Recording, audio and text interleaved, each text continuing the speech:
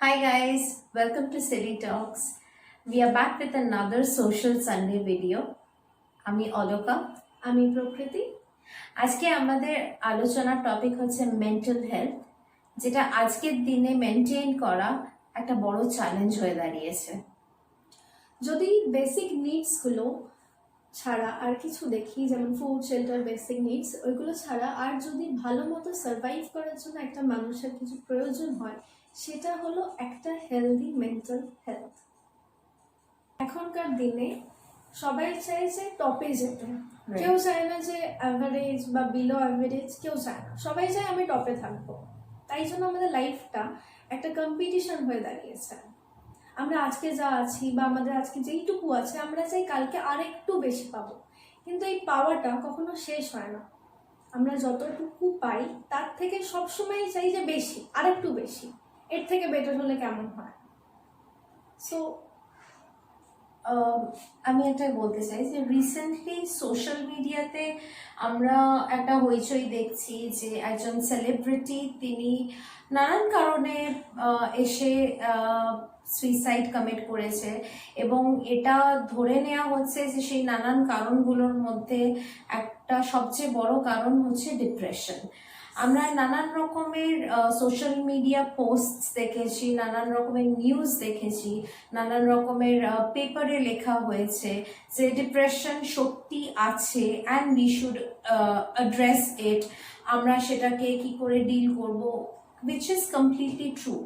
With due respect to each and everybody যারা এইগুলো নিয়ে ডিসকাস করছে বা বলছে, ডেফিনেটলি ডিপ্রেশন হয়তো আছে, হয়তো না, ঠিকই হয়তো আছে, but what we should consider, at least আমরা যেটা মনে করছি, that ডিপ্রেশন আছে এটাকে অ্যাড্রেস করা যতটা ইম্পর্টেন্ট, তার থেকেও বেশি ইম্পর্টেন্ট এটা বোঝা যে আমার মধ্যে ডিপ্রেশনটা কেন আসছে, বা যে মেন্টাল স্টেটটাকে আমরা ডিপ্রেশন হিসেবে অ্যাড্রেস করছি সেই মেন্টাল স্টেটে আমরা নিজেদেরকে কেন নিয়ে যাচ্ছি।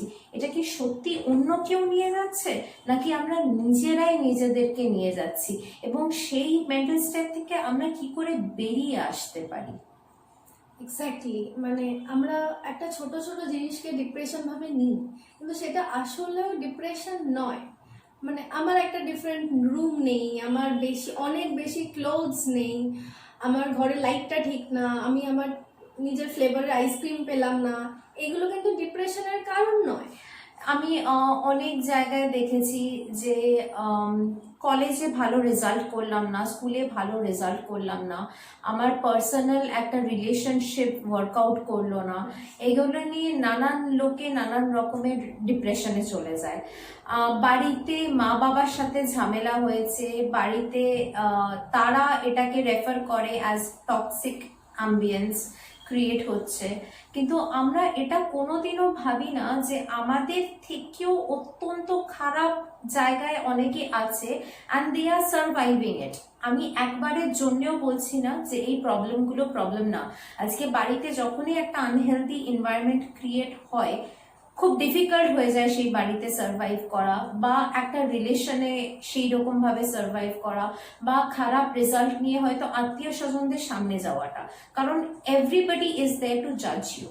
বাট আমরা কি একবারও ভেবে দেখেছি যে এই একটা মানুষও যাদের জন্য আমরা নিজেদেরকে ডিপ্রেসড বলে ডিক্লেয়ার করছি, এই একটা মানুষেরও তো যায় আসছে না, they are living their life the way they want to, কিন্তু আমরা কি করছি? আমরা নিজেদেরকে ডিপ্রেসড করে তুলছি, আমরা নিজেদেরকে এমন একটা জায়গায় নিয়ে যাচ্ছি যেখান থেকে হয়তো ফেরার কোনো রাস্তা থাকছে না। এটা কি সত্যি উচিত? তো এক্স্যাক্টলি, মানে এইরকম আমি অনেক দেখেছি যে আমি কিছু একটা পারিনি, সেটা আমি নিজে করতে পারিনি, কিন্তু সেটা আমরা অন্যের ওপর দোষ দিয়ে ভালো থাকি। মানে আমার রেজাল্ট ভালো হয়নি কারণ আমার টিচার ভালো পড়ায়নি আমাকে, বা আমার বাড়ির অ্যাম্বিয়েন্স ভালো না। এক্স্যাক্টলি। কিন্তু আমি একটা এমন ঘটনা শেয়ার করতে চাই যেটা আমি নিজে দেখেছি। যারা কলকাতায় থাকে বা যারা কলকাতায় এসছে বা ওয়েস্ট বেঙ্গলে থাকে, অনেকেই নিউ মার্কেট সবাই চেনে। নিউ মার্কেট সবাই যায়, ওখানে বিশাল বড় একটা জায়গা, সব সময় সারা বছর সেখানে ভিড় থাকে, স্পেশালি পুজোর আগে তো খুব খুব ভিড় থাকে, মানুষ অগাস্ট দাঁড়ানোরও জায়গা থাকে না। তো এইবার সরস্বতী পুজোর আগে আমিও গেছিলাম, ওখানে গিয়ে আমি কিনছিলাম কিছু জিনিসপত্র। তখন ঠিক হক মার্কেটের পেছন দিকে আমি দেখলাম একটা বাচ্চা, সে 7-8 বছর হবে, সে রাস্তায় বসে কিছু লিখছে। তো আমি ভাবলাম যে নর্মালি লিখছে হয়তো, তো আমার দেখতে ইচ্ছা করলো, তো আমি আগে গিয়ে দেখলাম যে ও সত্যি পড়াশোনা করছে।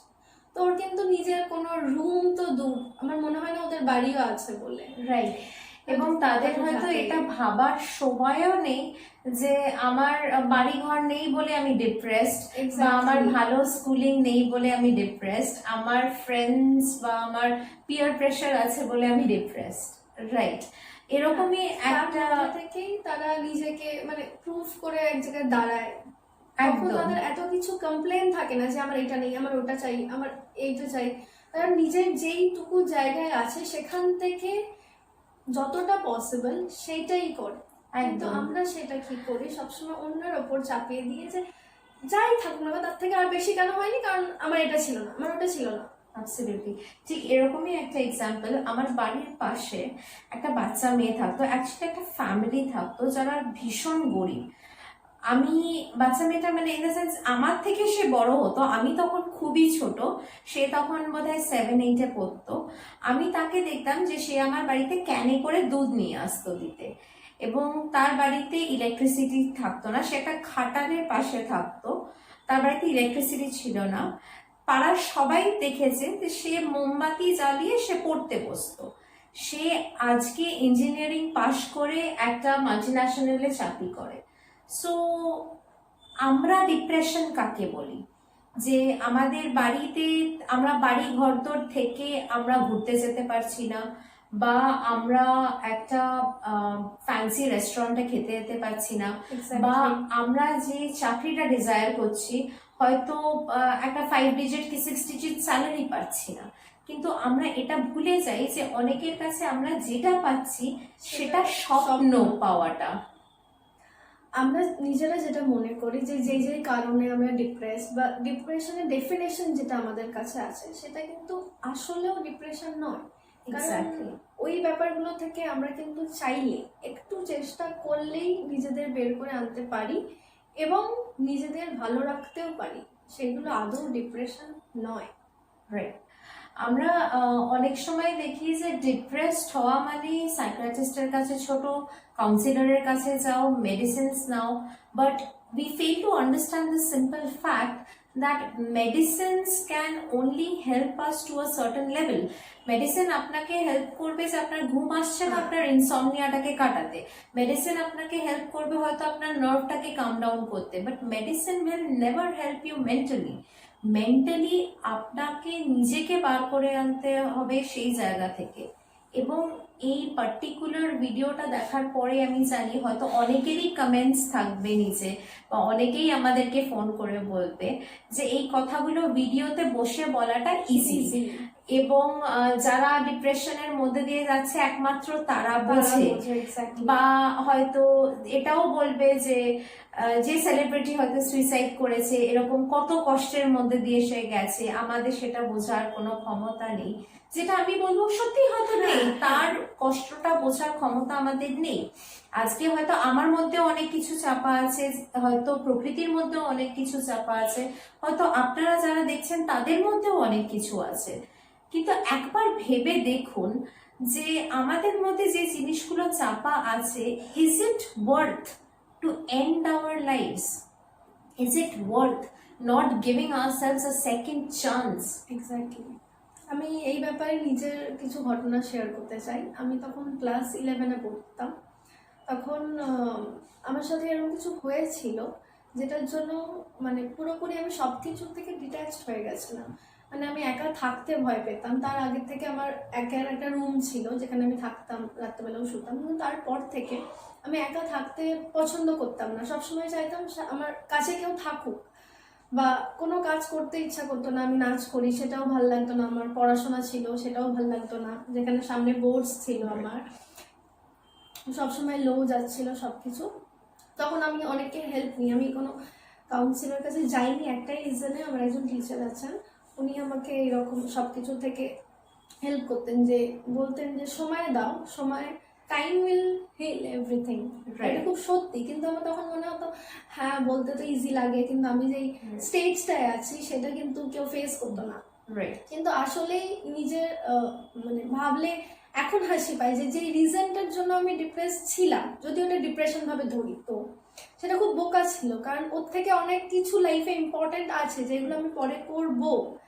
আর ওটা আমি নিজেই হিল করলাম। আমার টাইম লেগেছিল, আমার ডেফিনেটলি অনেকটা টাইম লেগেছিল, কিন্তু এখন যখন ওটা কভার করে এসেছি সত্যি মনে হয় যে ওইটা একটা লাইফের লেসন ছিল। এক একটা যে ঘটনাগুলো আমাদের লাইফে হয় ওটা একটা লেসন ছিল, কারণ ওরকম যদি আমি আবার ফেস করি তাহলে আমি জানবো যে আমাকে কেমন ভাবে সেটাকে ডিল করতে হবে। একদম। লাইফে কিছু টাইম আসে when we actually require a confidant, a person whom we can talk to, instead of cooping ourselves into a small box, নিজেদেরকে আটকে রেখে নিজেদেরকে মেন্টালি আনফিট ডিক্লেয়ার করে সবাইকে ব্যস্ত করে তোলা বা সবাইকে এটা ভাবিয়ে তোলা যে না ও সত্যি অসুস্থ। এটা যদি না করে আমরা নিজেদের মেন্টাল হেলথটা নিজেরাই ইমপ্রুভ করার চেষ্টা করি এবং সেই স্টেজে নিজেদেরকে পৌঁছতে না দিই যেখানে seriously we require a professional help, আমার মনে হয় ডিপ্রেশন ডিল করাটা অনেক ইজি হয়ে যায় আমাদের কাছে। কারণ অনেকেই হয়তো বলে যে বা বলবে এরপরে দ্যাট আমরা যেটা করছি সেটা খুব ইজি, বা কারোর উপর ব্লেম করে দেওয়াটা সেটাও ইজি, যে যারা হয়তো নিজেদের ক্ষতি করছে বা ডিপ্রেশনের মধ্যে দিয়ে যাচ্ছে আমরা তাদের উপর ব্লেম করছি। We are not blaming them.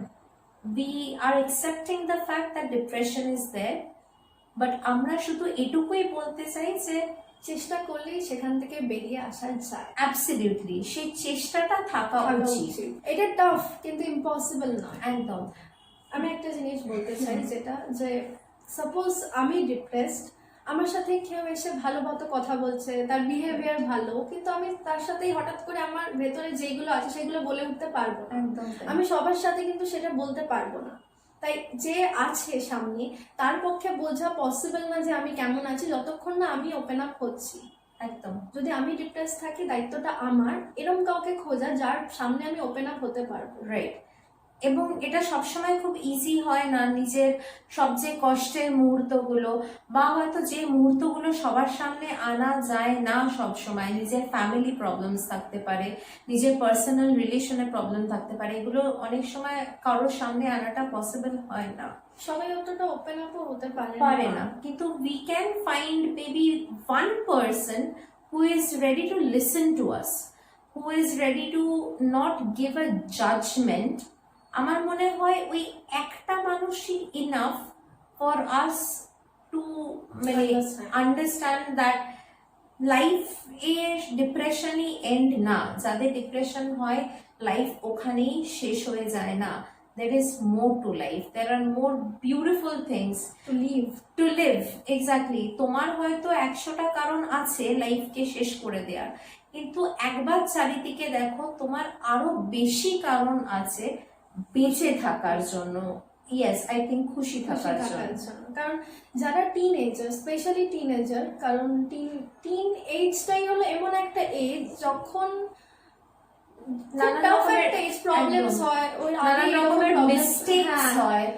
সেগুলো আমরা ওই টাইপস এর প্রবলেম আমরা আগে কখনো ফেস করি, নতুন অনেক কিছু শিখি, কিন্তু আমরা সবসময় কিন্তু প্যারেন্টসদের সবকিছু শেয়ার করতে পারি না। হয়তো ওনারা বোঝেন না, একটা জেনারেশন গ্যাপ থাকতেই পারে। হ্যাঁ, মানে এখানেও প্যারেন্টসদেরও আমি একটা জিনিস বলবো যে সবসময় দোষ দেবেন না ছেলে মেয়েদেরকে যে ওরা এটা করেছে বা ওরা খারাপ হয়ে যাচ্ছে বা ওরা ভুল পথে যাচ্ছে। ওদেরকে ঠিক পথে আনার দায়িত্বটা আপনার, এবং এটা ফিল না করিয়ে যে এটা তুমি করেছো মানে তোমার থেকে খারাপ কেউ হয় না। এইটা আমার মনে হয় ইটস ভেরি ইম্পর্টেন্ট যে আমাদের সবার প্র্যাকটিস করা উচিত যে আমাদের থেকে ছোট যারা বা আমাদের থেকে একটু উইক যারা, তাদেরকে যদি আমরা ইনস্টেড অফ কারেক্টিং দেম আমরা তাদেরকে শুধুই দোষ দিতে শুরু করি, then it becomes a major problem. হ্যাঁ, এক্স্যাক্টলি। কারণ তাদেরও একসময় টিন এজটা গেছে, তারাও টিনেজার ছিল, তাদেরও নিশ্চয়ই কিছু না কিছু মিস্টেক্স হয়েছে। আর একটা ভালো জিনিস হলো আমরা কিন্তু নিজেদের মিস্টেক্স থেকেই শিখি। মিস্টেক্স করাটা খুব ইম্পর্টেন্ট, কিন্তু সেটা রিপিট করাটা ওটা একটা fault. It's very different. Exactly. So যখন আপনি নিজেও ওই এজটা ক্রস করে এসছেন, আপনারা জানেন যে কি কি হতে পারে, তো আমার মনে হয় সেই জায়গাটায় দাঁড়িয়ে আপনাদের অন্যরকম ভাবে তাকে বোঝানো উচিত। কারণ সে নতুন কিছু ফেস করছে, তারা জানে না যে কেন হচ্ছে তাদের সাথে এইরকম, বা কি ভুল করছে, কি ঠিক করছে। তো আপনারা যদি পাশে দাঁড়িয়ে একটা বন্ধুর মতো তাকে বোঝান বা সাইডে থাকেন, তাহলে তারা ওই জিনিসগুলো করা কমিয়ে দেবে বা বন্ধ করে দেবে। কারণ তারা নিজের দোষ, ভুল, মিস্টেক্স গুলো বুঝতে শিখবে। রিসেন্টলি আমি একটা জিনিস দেখলাম, যে আমাকে 2-3 জন মেসেজ পাঠালো that to sign a petition against banning certain Bollywood directors. আমি নাম নেব না। কেউ কেউ বলছে যে এদের ফিল্মস ব্যান করা উচিত, কারণ ওই পার্টিকুলার সেলিব্রিটি যিনি সুইসাইড করেছেন তার এই ডিপ্রেশনের কারণ হচ্ছে এই লোকগুলো, এবং এদের ফিল্মস ব্যান করা উচিত। আমাকে 2-3 জন পাঠিয়েছে, আমি কোনো রিপ্লাই দিইনি, বা আমাকে কেউ জিজ্ঞেসও করেছে যে তুই কি সাইন করেছিস, আমি তাদেরকে বলেছি না। আমি একটু বুঝিয়ে বলি যে আমি কেন সাইন করিনি। আমি সাইন করিনি তার মানে এই না যে আমি তারা যদি কিছু ভুল করে থাকে আমি সেটাকে সাপোর্ট করছি, একদমই না।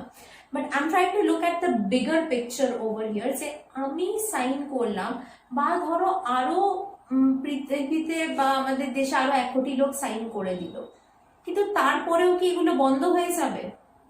কোন সোশ্যাল জিনিসটা আজ অব্দি এরকম ভাবে বন্ধ হয়েছে? হয়নি।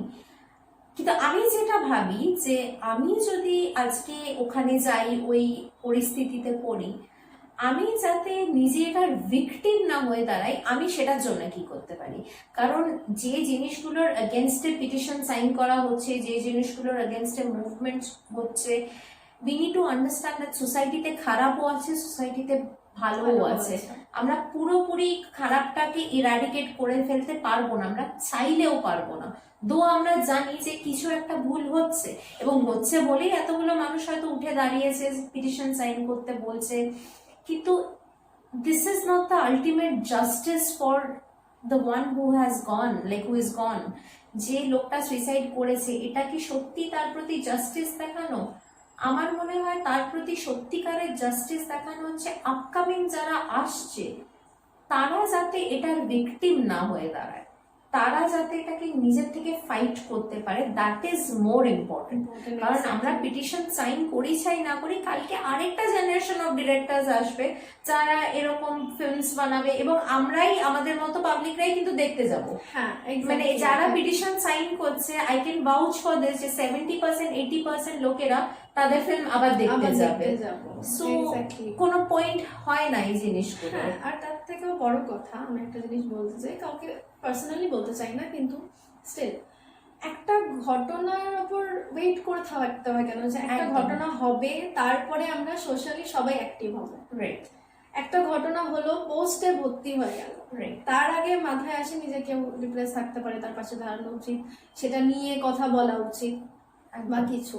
তাই যদি নিজের মধ্যে থাকে যে কেউ পাশে আছে, তাকে হেল্প করব, সেটার জন্য কিছু ফেমাস কারোর উপর ডিপেন্ড করার দরকার নেই। সেটা যদি ভেতরে থাকে, সেটা আশেপাশে যদি দেখো, পোস্ট না করে নিজের আশেপাশে, নিজের বাড়িতেই যদি দেখো, সবাই কিছু না কিছু প্রবলেম ফেস করছে, একদম সেই ছোট্ট কারণটাকেই যদি হেল্প করতে পারো, একটা ছোট্ট কারণ, যে কোনো কিছুতে বাড়ির কেউ একটা কিছু ফেস করছে, তাকে পাশে দাঁড়ালে তুমি গিয়ে, সেইটুকুই কিন্তু এনাফ। নিজে একটা মানুষ হিসাবে তার পাশে যদি ওইটুকুর জন্য দাঁড়াতে পারি, সেইটুকুই কিন্তু এনাফ।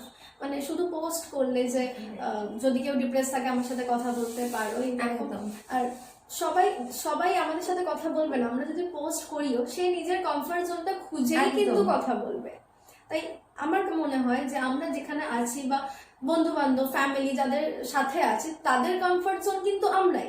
Absolutely. তা আমাদের প্রথমে উচিত যে আমাদের কাছের মানুষ ঠিক আছে নাকি আগে দেখা। একদম, প্রথমত নিজে ঠিক আছে কিনা সেটাকে জাজ করা, এবং তারপর আমাদের সবচেয়ে কাছের মানুষগুলো। এবং এই জিনিসটা শুধু আজকে বলিউডে হয়েছে বলে যে শুধু বলিউডে সীমিত তা কিন্তু না, এই জিনিসগুলো সোসাইটির প্রত্যেকটা লেয়ারে ঘটছে। সেটা বলিউড হতে পারে, সেটা আমাংস্ট ডক্টরস, লয়ার্স, সেটা যে কোনো আমার তোমার আমাদের পরিবারের সবার মধ্যেই এটা থাকতে পারে।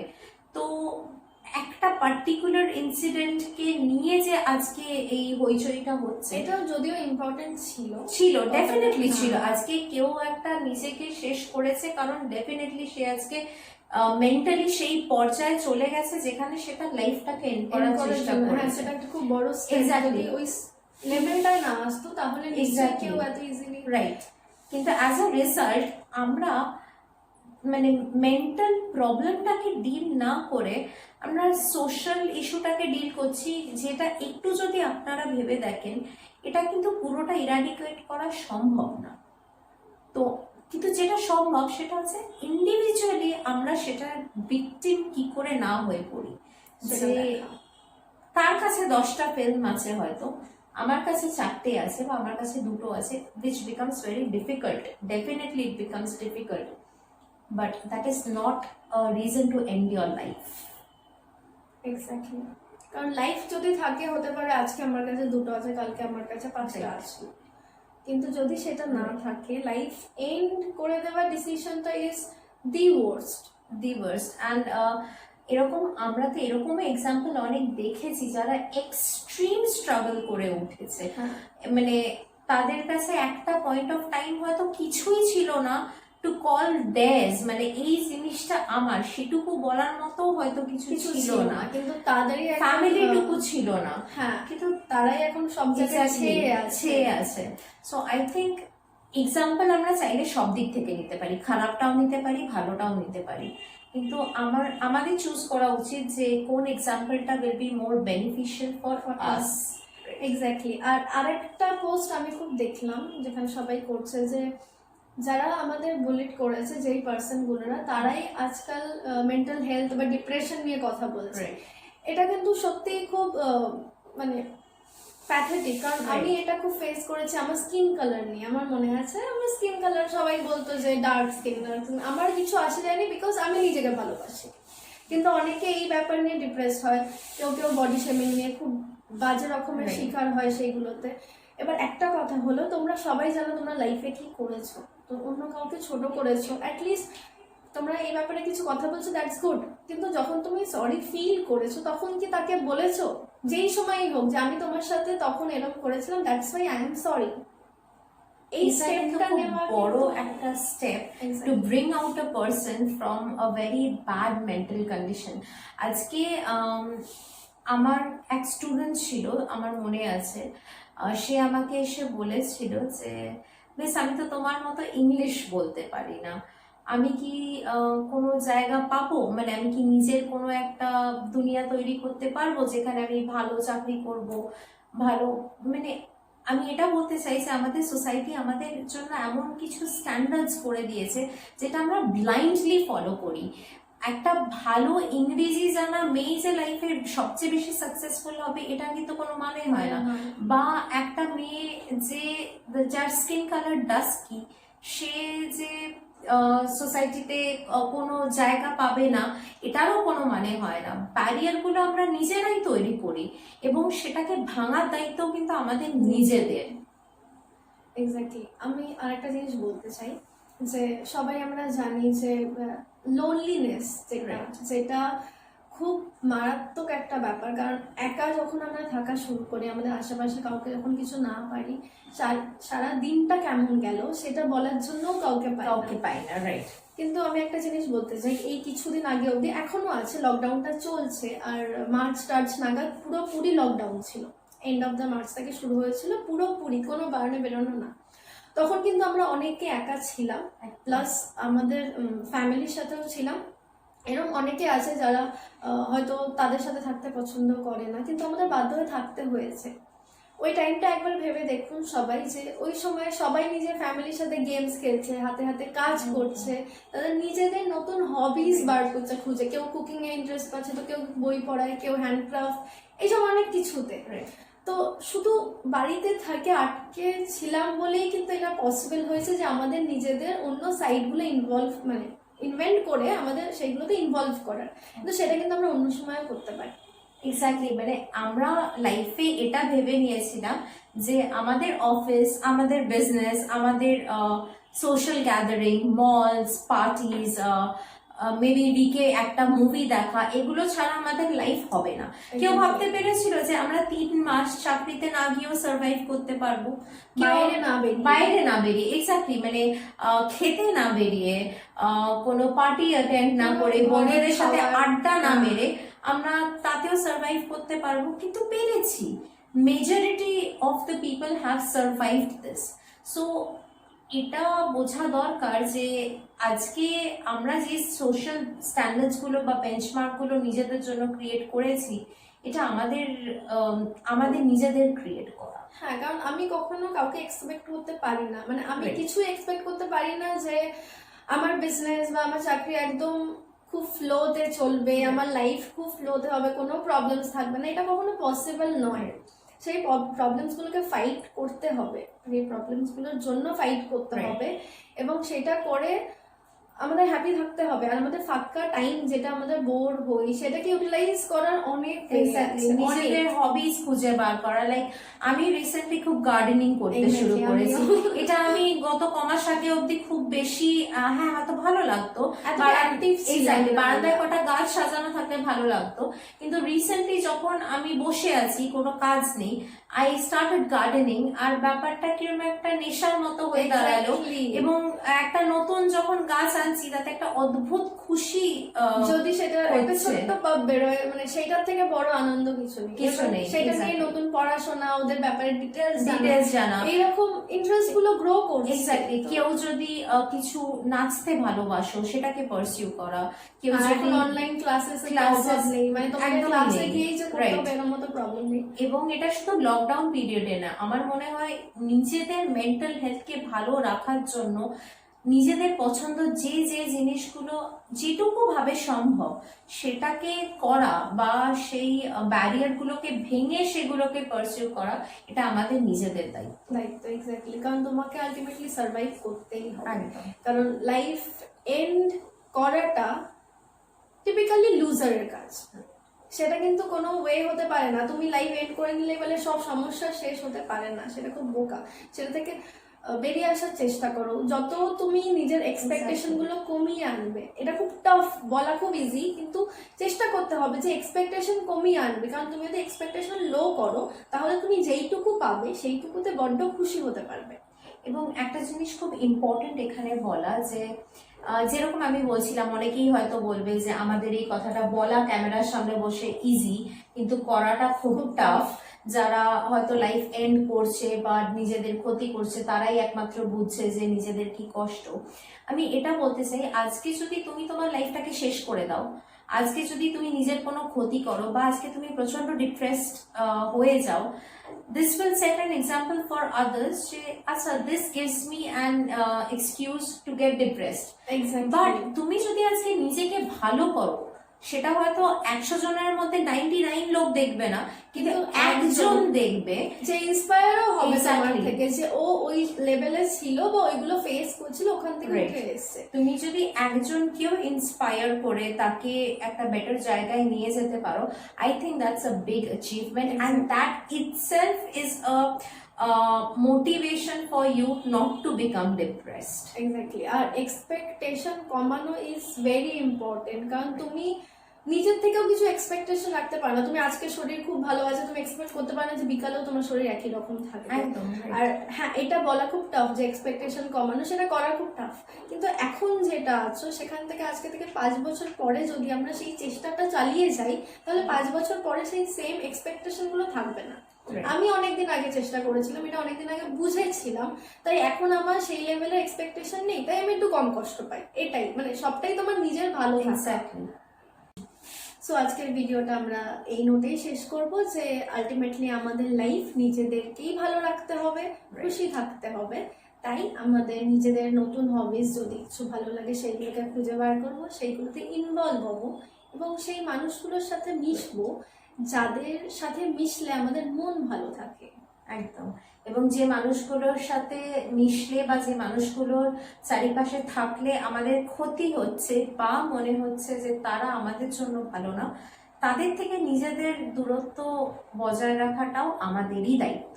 কারণ তুমি সবাইকে প্লিজ করতে পারবে না, তাই সবার প্রথম নিজে, তারপর সব। সো তোমাদের যদি এই ভিডিওটা ভালো লেগে থাকে, please don't forget to like and subscribe, and don't forget to click the bell icon just beside the subscribe button, and don't forget to follow us on our Instagram page, link আমরা নিচে দিয়ে দেব। Till then, ভালো থেকো, stay healthy, stay safe, have a good mental health, and Spread love. Bye.